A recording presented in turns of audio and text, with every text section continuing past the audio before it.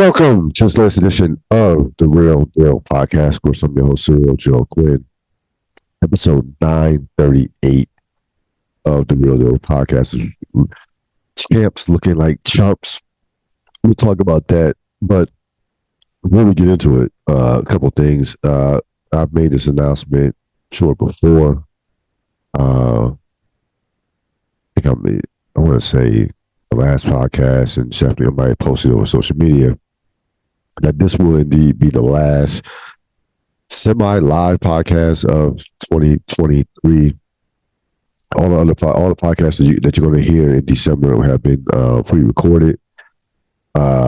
Any stuff that I record moving forward is going to be push forward to 2024. So yes, I will be recording more podcasts before this month is over. You're just not going to hear them until 2024, whether it be interviews or even the rest of the season 3 of Snowfall, which I believe I put 5 episodes out there. So I have 5. There are 5 episodes left.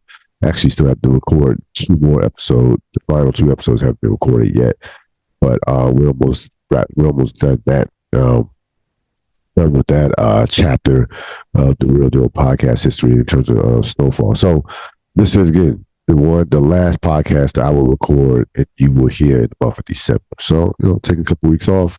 We'll get recharged and ready for 2024.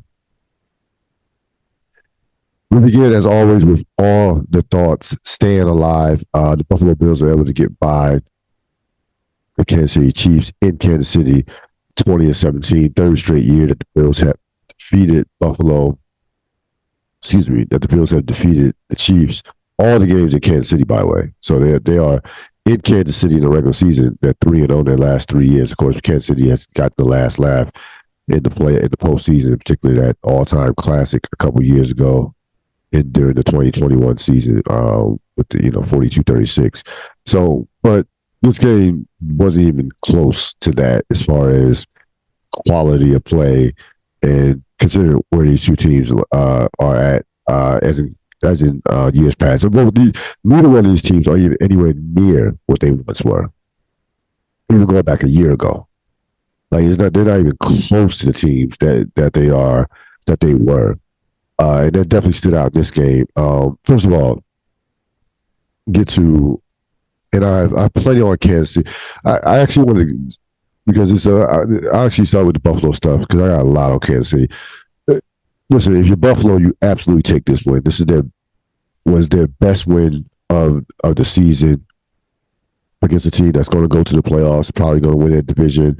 We know the Chiefs, even with their offensive struggles, they still have Mahomes, and their defense is a legit top 5 defense this year. They're 6th in yards and 3rd in points allowed. So Kansas City, though they probably won't win a Super Bowl this year, to go up there and win the game that you absolutely had to win, you had to be impressed. If you're Sean McDermott, you've had quality. Now you've had, for the first time in a long time, back-to-back quality wins. Last week they outplayed Philadelphia and should have won, and this week you get the win over the other Super Bowl participant from last season. Now, listen, the offense is the offense at this point. Yes, you're counting on Josh Allen as well as you should be, and I'm gonna get into that in a second. This whole narrative about there's too much on Josh Allen, it's a bunch of garbage. But listen, the offense is the offense. Until they get that situated in the offseason, whatever happens, this is how they're gonna be times where the offense looks spectacular, and there are gonna be times where they look like just a bottom of the 3rd league offense. It's just I would love to. I can't figure it out. We've had theories about this whole idea of offensive philosophies, of organizational philosophies, and everybody not being on the same page. We understand that everybody is not on the same page as far as coach, general manager, owner, vice, and front office personnel. We get that, but Buffalo, and I'll get to Allen. Looking at the AFC, they are, like I said, they are in a spot where they're going to obviously go 4-1 to get to the playoffs. But I'm telling you right now, you just the AFC is looking right now, just get in the playoffs. There's no one that's like, I'm looking at the landscape of the AFC. No one scares me. Like no one's. Again, the Joe Burrow injury was just one of those injuries that will not be talked about enough in the immediate. But we're gonna look back and say that injury could have definitely changed the landscape of the entire of the AFC because I would take a healthy Cincinnati team with a healthy Joe Burrow over anything that I see right now in the playoffs. Anything that I see. So if you're Buffalo, bring it back to Buffalo, just get just get in the playoffs. Don't worry about this season. Just get in the playoffs. You have absolutely an opportunity to do damage if you get in the playoffs. Okay, Kansas City. Listen, and no, let me get back. Let me one last thing on Buffalo. I'll get to Kansas City because I had a lot on Kansas City. I don't want to hear about Josh Allen being given too much to do, and too much is riding on Josh Allen. When you are paying a guy like top dollar as a franchise quarterback, as a guy who's a legit top 5 quarterback, is going to be, a year in and year out an MVP candidate. There's no giving him too much, him having too much to do. That logic, that narrative, it doesn't exist. I don't want to hear it, especially when he has talent on the offensive end. This is what happens when you get paid like a superstar franchise quarterback. Your talent, your ability to make guys better affords, it first of all, you have to be that guy if your team's going to have any success because you're not going to be able to afford everybody. I think right now, the way it stands, you can get away with paying one receiver, offensive line intact, so one dynamic offensive lineman, and that's it. You cannot have multiple receivers. And with that being said, with a quarterback like Josh Allen, Jalen Hurts, Lamar Jackson, who are going to eat up your salary cap, and them eating up your salary cap, they have to do the most. That's just the way it is. Quarterback gets too much blame, the team loses, too much of the credit, the team wins. That's just the way it is. So I don't want to hear about the whole, well, Josh is too much on his shoulders. He has big shoulders. And again, when you are the guy, you are supposed to make up for any holes or a lot of the holes, cover a lot of the holes that the team has. Period, point blank. That is a part of playing the most important position in team sports. So, it is what it is. Like, I don't sit up here and coddle Josh Allen. When he's playing well, when he's running around, you're calling him, this guy could win multiple MVPs. And Josh Allen's, wow, we've never seen somebody, he's one of the strongest arms we've ever seen. Okay, cool. He does have all that physical talent. And he can be overpowering as a just offensive weapon, especially when the balance of run pass is a nice rhythm, which has been rare this season for Buffalo. So he can overwhelm your defense. We know what he can do, but the bottom line is, when you're making that type of money, I get to the money. I speak on the money because that is, how you manage your money in the NFL is a part of whether or not how successful your team is going to be in terms of managing the salary cap and not wasting on certain positions. Quarterback is a position that's going to get paid. You have to be a superstar quarterback to get top dollar anymore. That's how bad quarterbacking is, and that's how important it is. So Josh Allen is one of a handful of the best guys in the league. It comes with the territory. As far as Kansas City goes, listen, you saw that outburst First of all, Patrick Mahomes and Andy Reid don't have a leg to stand on. There's zero excuse for a guy, a starting NFL receiver, to line off offside in 2023. Now, again, these guys don't play a lot in preseason, but it doesn't matter. Between mini camps, between OTAs, between whatever, between the countless reps you do in practice, if you cannot line up as an offensive player on side, I get a pass rusher being off sides because you're trying to catch the snap count, and time the snap count is like that first outburst is literally could be between you sacking the quarterback or a touchdown pass. So I get offsides from a defensive player. I understand that. Offensive player is zero excuse. This is no excuse. And listen, Kansas City has been burnt by this before on the defensive side. It cost them a Super Bowl appearance in 2018. They were better. They probably had pound were the best team in the NFL, and they had the Patriots dead to rights after and I believe it was an incomplete pass. And they could have ran the clock out, but Chris Jones is offside. Cost it just like New England went on to win the game. So this is not, it's been an epidemic for Kansas City in big spots with being offsides. But again, there's zero excuse for that.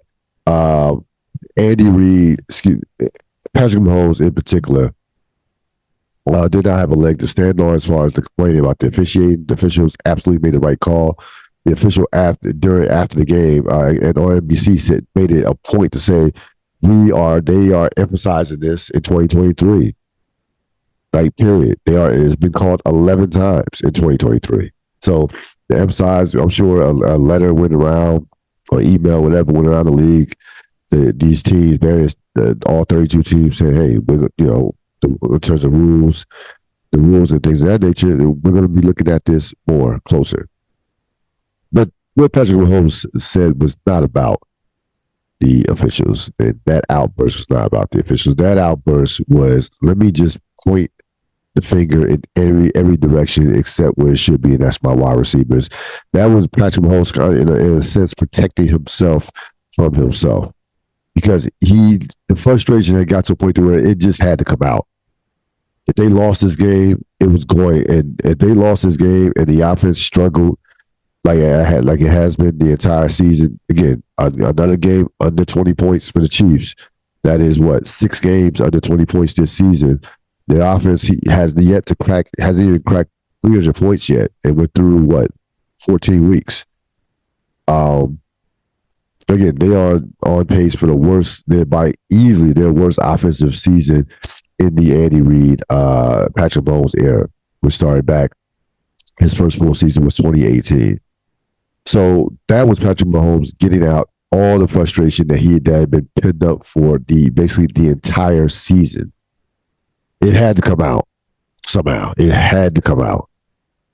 That was not about an official's call. That call was as clear as day. I mean, there's no debating that. He's offsides. He was clear. Again, it wasn't like by a centimeter or a millimeter. The dude with his toe, his body, it was clearly offside. The official has to make that call. An official that doesn't make that call, he probably won't do a playoff game. That's how egregious of a call that would have been had they not called, had it been missed. You have to make that call. It's like, I would have been official. It would have been with the quickness I made that call. But it wasn't about that. It was about Patrick Mahomes getting out all that pent up frustration. Their receivers, Valdez Scantling and Cartier, Cartier's, how pronounce his name, Cartier's Tony, combined 5 catches for 47 yards. 5 catches for 47 yards. And Brady had to go through this similar, looked up some years, because remember, before, it was kind of in between, this is before they got Randy Moss. This is before Gronkowski and Hernandez. This is before Moss and Wells Walker. There was a couple of seasons following the 2004 Super Bowl win, 05 and 06. Both years they make the playoffs, but this is where the offensive talent hit a low in the Brady Belichick era as far as personnel. They had receivers in that. For 2 years, they were 26-8. 1 year got to divisional, 1 year got to conference championship. So it wasn't horrible. They were still in the mix, but offensively they were lacking. You're talking about these were Brady's receivers during that 2 year period. Rashae Caldwell, David Gibbons, Ben Watson, Deion Branch, an older Deion Branch, and Troy Brown. That was their receivers. And even Belichick was like, nah. Yeah, we can't we can't do this. Can't win like this. Especially, remember, that was the miraculous comeback that Peyton Manning made. I think they were now 21-6 in the AFC the 06 AFC Championship. And New England took a look at their roster and say, to compete, this is Peyton Manning in his absolute prime. To compete with that guy, we're going to have to score some points. Because Peyton Manning had figured them out in that second half. So where they were no longer was going to be where we could shut him down or keep him or have him be average to mediocre in the game. No, he's figured us out. We're going to have to score some points. And they go out and get Wes Walker, of course, Randy Moss, and Dante Stallworth. And of course, we know what happened in 2007, 18-1, and the rest was history. But Kansas City now is in that mode, that stage or phase of this run to where you got to reload offensively. I don't care. I mean, Andy Reid's one of the smartest offensive play guys that we've seen of this generation, and one of the great offensive minds ever. I don't care about your play calling, your schemes. You got to have at least one outside threat. Kelsey, no longer. Again, I told you what to do. I told you what the deal was a few weeks ago, what I would do with Kelsey. It is very simple. I'm like neutralizing him and taking my chances with everybody else. I dare everybody else to beat me one-on-one, but he's not beating me. And, this game, 6 catches, 83 yards. He is also an aging tight end. I know he's coming off an all-pro season last year, but he's not getting any younger. Started talking, there was some hints of retirement with some of his, some with some of his comments, of course, this season. Has gone through a lot of, he has had some, a lot of surgery done on his body. So it's time to reset if you're Kansas City. It just is offensively. Again, you cannot waste these prime years of Patrick Mahomes. You can't waste these years with this. Those receivers this year have been hard to watch. They have been so bad between the drops and now not being on the lineup onside. And if you're Patrick Mahomes, you just can't imagine what the level of frustration especially when you've been used to just either having a great receiver, with a guy like Tyreek Hill who made everything easy, or just having a professional guy, like even having just regular, just professionals who can make the tough catches, run the right routes, and just catch the damn ball. Like, it's just that simple. Their receivers have just too many drops. Like, they drop everything, those receivers. Like I said, this is going to be the worst offensive season Kansas City has had, maybe even going back to since Andy Reid has got there. It's on pace to be that.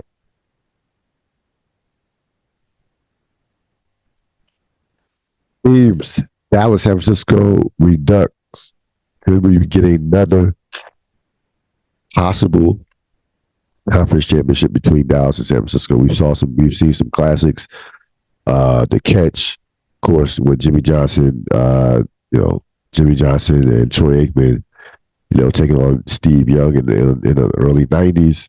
Those 3 straight championship games, Dallas winning 2 of them. Matter of fact, the conference championship game 92 was really ignited the Dallas dynasty that would go on to win 3 Super Bowls in 4 years, including back-to-back. So, right, I mean, listen, it's still a lot of football you played, of course, but these 2 teams are the 2 best teams in the conference, if not the 2 best teams in the league right now. I think Baltimore, I still probably would lean towards Baltimore, Dallas, but Dallas is definitely amongst the top 3 or 4 teams in the league. And San Francisco, when they're healthy, they're San Francisco. It's just all that to it. They are the most complete team and the best team in football when healthy. Right now, they are relatively healthy for the most part. Game of the week, Baltimore gets by the Rams 37-31. This was a very good game. The Rams have played top competition, whether it be the Eagles, minus the Cowboys, whether it be the Eagles, the 49ers, and now the Ravens, very tough over the course of the season. The Rams have played very well this season. I understand that they're 6-7 now. I get it. There's going, they're still in the playoff hunt. They always have not been easy to watch this season, but again, they've been very feisty, played hard in just about every game. They got smacked a couple of times. Dallas smacked them, but for the most part, their games have been extremely competitive, and it was no different in this game. This was a rare game that Baltimore had to win with its offense, as the defense struggled. Matthew Stafford was spectacular in this game throwing the football. He really was. And again, the Rams played a very good game. I'm not knocking Baltimore at all, because the Rams, are. I'm not saying they're better than their record, because your record says you are what you are, but they have definitely outperformed any expectation that I had for them. So I don't think, again, Baltimore deserves any criticism for that game being close. The Rams have, like I said, Stafford threw the ball well. They still have Cup. They still have some weapons on offense, not where it once was, but defensively, they have some young players on defense. And again, as a team, they just play hard every game. So this was a very good game. You get a punt return to a walk-off punt return. Obviously, a difficult way to lose, but the Rams had nobody to blame but themselves. They had a possession in the overtime. That's all you can ask for, especially when you don't win the toss. A possession that the defense got Baltimore off the field. You have a possession, you absolutely do nothing with it. So you're not, more times than not, you're not going to get a second possession, especially on the road. So Baltimore, gets by. Again, I'm still not completely sold on Baltimore, even though I like their team more so now than I've had in past years. It's just something about Baltimore that you just don't completely trust. Some of the fourth quarter things could be, and we got to see Lamar in the postseason. We got to see Lamar finally have that breakout postseason performance before I could be completely sold on Baltimore. But again, if Baltimore gets home field, it's a very tough place to play. And I will say that their defense, minus this game, has been significantly better than they were last year. Marquee game turned out to be basically a complete mismatch. The Dallas Cowboys completely outplayed the Philadelphia Eagles 33-13. The Eagles just can't defend anyone. Like their defense has no chance. And you combine that with the 3 turnovers they had, Dallas got on top. Dallas has been dominant at home. I think they're up to 15 straight. They're destroying people at home. You saw what happened to the Commanders. We've seen them, 49-17 against the Giants. So they really had their way. They destroyed the Rams. And one of the few games that the Rams were not competitive in. I think that was like 40-23. So, listen, Cowboys are playing. I hate them, but you gotta give credit where credit's due. They're playing great football right now. Now again, the postseason is a whole other animal. We know the play calling, the situational game, situational how they play the situational football is not good. I don't trust McCarthy completely in a big spot. So there's still some things to be critical of the Cowboys, but like I said, there's no dominant team out there right now. Why couldn't the Cowboys get to a Super Bowl? Like there's no dominant team out there. Now again, their toughest matchup might end up, being possibly in the AFC Championship if they do. If they stay down one of those top 2 seeds with San Francisco, because again, the AFC right now is just it's Baltimore. And then the way Kansas City is inconsistent as Kansas City has looked at times. Buffalo is inconsistent. No Joe Burrow. I mean, who else is out there in the AFC? Miami loses a horrible game last night against Tennessee. But getting back to Dallas, they're this could be a year that they could make a long, long run. Right now, they rank top 3 in defense, rank top 4 in offense. And again, they've destroyed the lesser opponents. There are teams that have been struggling with lesser opponents, not Dallas. Dallas has absolutely destroyed those. Now, again, I have to see it in the playoffs. Well, completely so. Before I believe it. Um, but they certainly right now, along with San Francisco, are playing the best football uh, in the conference. And it may be a situation where it's not about what Dallas doesn't do in regards to choking or what have you. It may be that this year could be a year the rest of the NFL is just not good. We've been on this team, but with the quarterback just being horrible, which you look up, you got fucking Joe Flacco. I know he played well, but damn, Joe Flacco really still in the league. So with the quarterback questions, they have a guy right now who's the league candidate for MVP of Dak Prescott. So that question has been answered this season in a major way. As far as Philadelphia, again, I don't know how Philadelphia can get out of this because the defense is just it's a joke. And last week it was the linebackers who got ate up. This week it was the quarterbacks. I mean, Bradbury and Darius Slade got lit up in this game. I mean, lit up. And that Eagle trademark physicality did not exist. Dallas physically at the opposite line destroyed the Eagles' defensive line and won the point of attack. Well, absolutely won the point of attack on more cases, on more downs than others. And that is just something you don't see teams physically push around the Eagles. And again, the Eagles, you see the Eagles getting outgained, by 100 yards here, 150 yards there. When you see that, that means number one, you can't stay up. If you're giving up a ton of yards, you're having a difficult time getting off the field on third down. And number two, teams are just physically pushing you around. They're doing whatever. They're able to run the ball, throw the ball, have time for their quarterback to throw the ball. So they are physically manhandling the Eagles. And that is the part that would make me nervous if I'm Sirianni. Like, we pride ourselves on physicality, on being the bully. When the bully is getting punched back in the mouth, and they're not recovering. They have nothing. They're not fighting back or showing any resistance whatsoever. Dallas is not the most physical team in the league. They are a fast team. They can run a little power, but that's not like they want to get the ball outside to their receivers now because of some of the trust they have with Prescott. They're not a smash. I don't think Dallas is a smash mouth team like I do Baltimore.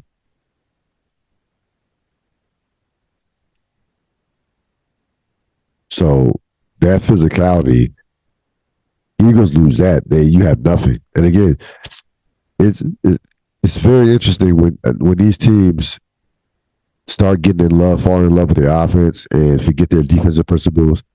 They start getting caught up in their scoring, and then all of a sudden their defense is. You look down, look up, and say, "Oh, what happened to the defense? Where's like our trademark used to be winning at the point of attack with the defense. That used to be the Eagles' trademark, especially defensively. Now this defense is a joke. Their defense is an absolute joke. So I don't know how they can fix it. I really don't. Again, you cannot win. You're not winning a Super Bowl with a defense in the lower half, like in the 20s in the regular season. You're just not going to win that way. And their offense hasn't been spectacular this year as well. I mean, they averaged 26 points, which is still top 5, but it has not. Remember last year, the Eagles averaged, over 30 points a game last year. They averaged about 28 last year, but that's still 2 points. So they're 2 points down, which in the NFL is a lot. So the margin of victory is mostly small in a lot of these tight, closely contested games.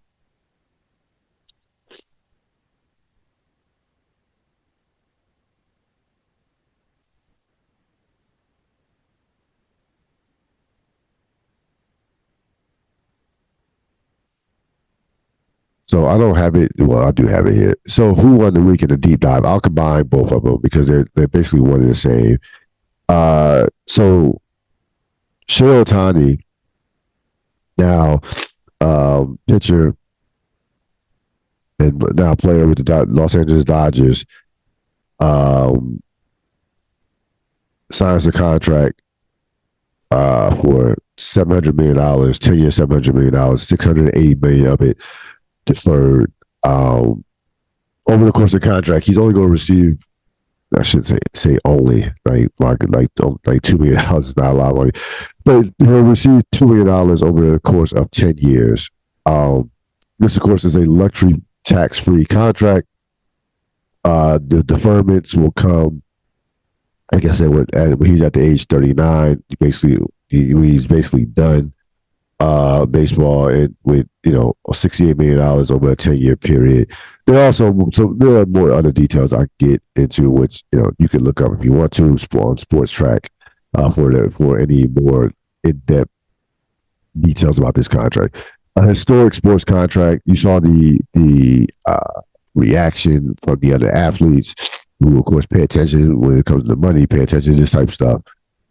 Listen, it's just perfect timing. He's playing the right sport at the perfect time, and he's one of the most unique players in the history of the sport. Right now, he is the clear-cut best player in baseball and the most valuable commodity in baseball, considering what he can do. Talking about a guy that, in essence, is the modern-day Babe Ruth. We've never seen a player like this. I don't know too many people that were around when Babe Ruth was playing baseball. Probably that number is minuscule, to say the least. So this is a guy who has single-handedly electrified the sport. I'm telling you right now, I was down on the little baseball that I have watched in the last couple of years. I've watched, it's him 90% of the time, more times than not, who I'm watching to see. You're talking about a guy who, he won't pitch in 2024, but if you told me the next 3 or 4 years that he's going to win a Cy Young, I would not be surprised. Offensively, again, he is a guy, like, we know he's won 2 unanimous MVPs, which tells you, unanimous MVPs. So, the history of these contracts has not been good. In terms of the team winning, only in the top 10 contracts of all time, only Corey Seager has won a championship this year. Corey Seager had a 10-year deal for like $325 million a few years ago. So only somewhere in that vicinity, only Corey Seager with the Texas Rangers has won a championship. But if you're the Dodgers, you have to make this deal. Like, this guy, like, just you have to make, like, you have to, especially if he's going to be as friendly as he was and as accommodating as he was with the contract. It's absolutely a bust. And again, what he tells you, first of all, how badly he wanted to play in LA, but it also tells you how smart he is as far as he's going to get his money, and he's in a unique position to where he's making so much money with endorsements that instead of what he's coming in and making $50 million a year in endorsements. You can take that to like 60, him being a Dodger with that legendary brand that they have. So you're talking about a guy who in essence will be making like between 50 and 52 and $62 million just off endorsements in a base salary. That's not playing checkers, that's playing chess. You get yourself with the franchise that you absolutely want to play for. It's in Los Angeles. You allow the team to make moves that doesn't cripple the salary cap. And that's what the luxury tax is in baseball. It's a salary cap. And they can go out there and get other players. And of course, we know the Dodgers always have one of the best farm systems in baseball, like year in, year out, as far as player development. That's never been an issue for them. Even in the league years, that wasn't an issue. So again, somebody interesting to watch the impact of this contract and the impact of how it was structured.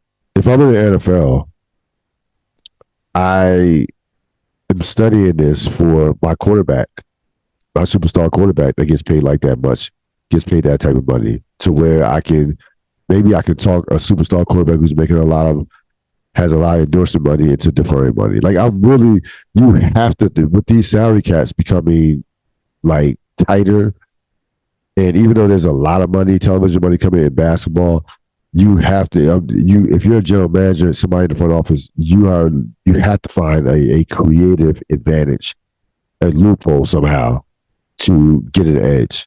Because it's not just about having the best players anymore. That's a big part of it, but you have to, even having the best players does not guarantee you success or let alone a championship. You have to be dynamic in the front office. I mean, you just have to, even in order to have a chance. Milwaukee may not have enough right now. They have two of the top probably 15 players in the league, including two guys who are on the all 75th anniversary team. And it might not be enough because of, some moves that they've had. They've had some moves that they've made that have cost them some resources. And again, the room for error is small in the front office. So if I'm a front office of another, like in another league, I'm looking at I'm looking at this contract and I'm studying how it was done. I really am, especially with football and basketball. But again, this guy, again, he's not going to pitch in 2024, but he is absolutely must see TV. Again, I don't listen. Usually, I would knock the Dodgers, say, "Hey, another superstar, another hitter." You get both with this dude. Are you going to get a pitcher? You get a top hitter and a top pitcher. Like, I don't know what. Like, I know again, he's not going to pitch this year, but the Dodgers are basically good every year. It's just when they get in the postseason. And again, this guy, he's going to like. Maybe he's the difference that puts you over the top of the postseason. Maybe the pressure will not affect him from that standpoint. And he's been in a spot like that. We will get to see him in the postseason this year. So, great move by the Dodgers, and of course, he absolutely won the week. Before I get to real thoughts,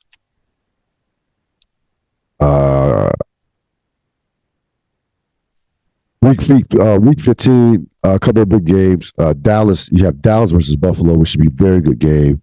Both teams playing well, especially Dallas. Baltimore, Jacksonville, which is a Sunday night game. Again, that is talking about home field advantage in top, an important tiebreaker game for in terms of the head-to-head. And Seattle, Philadelphia, which should be very interesting to see where Philly's head is at right now. How much are they a team that with their pedigree of winning and going to the Super Bowl last year, can they get out this little hole? They're not in a ditch. They're in a hole right now. Can they get out this? Against a Seattle team that, is fighting for a playoff spot. And it's not a walkover by any stretch of imagination. So I'm very curious to watch Philadelphia in this particular game from a mental standpoint. I want to see how tough they are, or are they on a spiral that they won't be able to recover from. So the in-season tournament, the NBA, in terms of real thoughts, the NBA in-season tournament was absolutely a success. I wasn't high on it in the beginning, but the ratings, the excitement,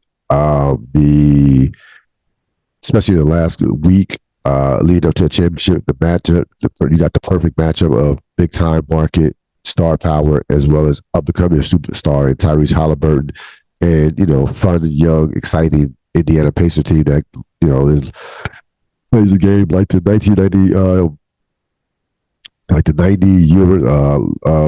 UNLV Rebels in terms of just track meet, don't turn your head. One of the highest scoring teams, one of the most best offensive teams of all time, as far as just points and things of that nature, and field goal percentages. And so you got everything you wanted out of it. I don't know what the Lakers are doing in terms of hanging a banner. That's wild to me that you're a 17-time champion and you want to hang an in-season banner. I don't get that. But anyway, A success. The NBA has a lot of smart people. They'll tweak it. It'll be better next year, and I feel like I'll be all completely in on it next year. But that wasn't a big story from the in-season tournament. Biggest story from the in-season tournament was Zion Williamson, who right now career is at a crossroads, to say the least. Now, you look at his numbers. Like, surreal. What the hell are you talking about? He's actually 23, almost 23, 5 and 5, shooting 58%. It's still devastating in the post area uh, around the basket.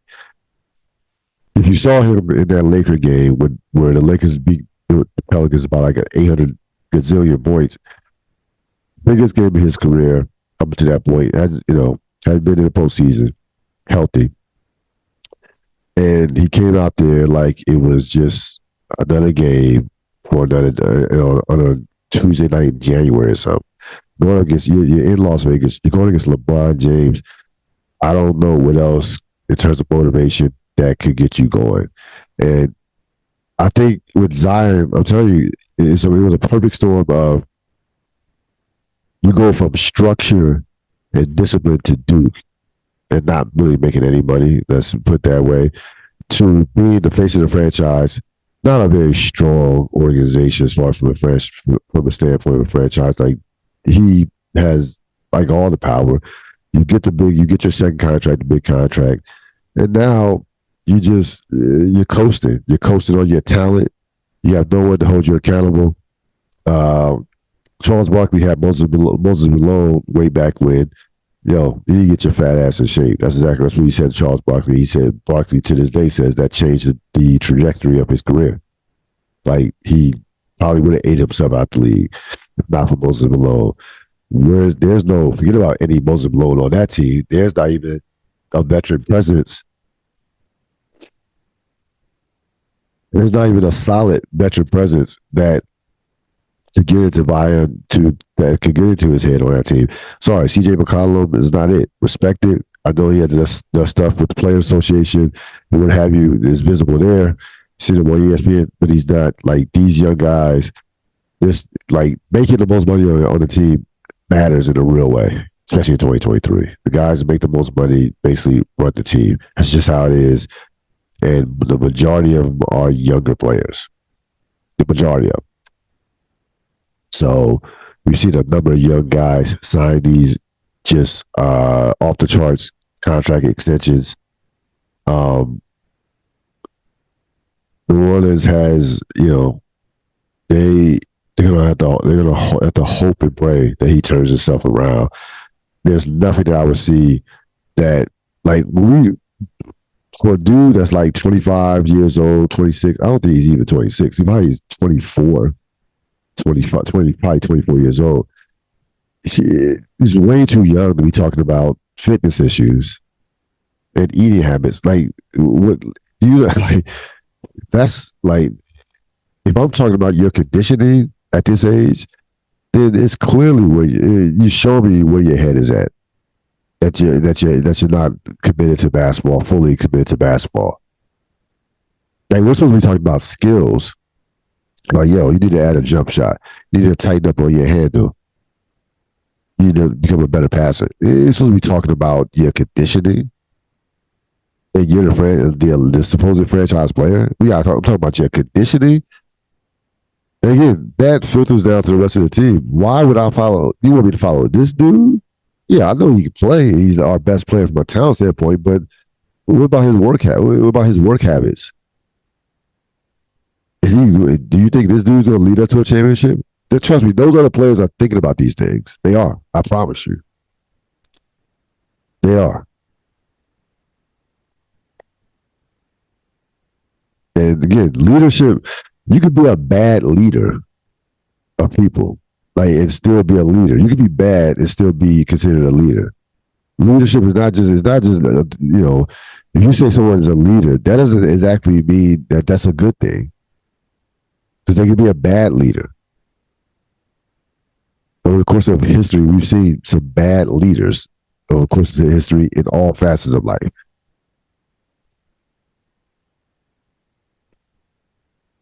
So I don't like Zion Williamson again. He again he's too big, and I just don't think he gives a shit. I don't. I generally don't think. And again, I'm not gonna say he's gonna be out the league in 2 or 3 years. No, his talent will keep him in the league for a decade or so. But again, the injuries will keep coming. He'll be playing, 40 to 60 games a year, tops at 60 probably. And he's going to be on the list of players of what could have been, what might have been if he didn't get hurt, if he was committed to fitness, if he's going to be an if candidate for you, he's going to be one of the all time if guys. When it's said and done, if he stays on his current path, I promise you. Because again, you're too young for us to be talking about your conditioning. It's just too that like come on.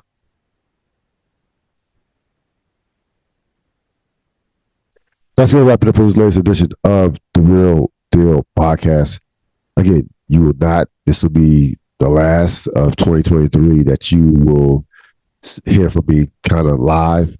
But this will not be the last time in 2023 that you hear my voice on various platforms, Spotify, iHeart, Apple, iTunes, YouTube, my YouTube channel. So have a great rest of your week and have a great, great, great holiday season. I will see you in God willing, in 2020 and 2024. So long.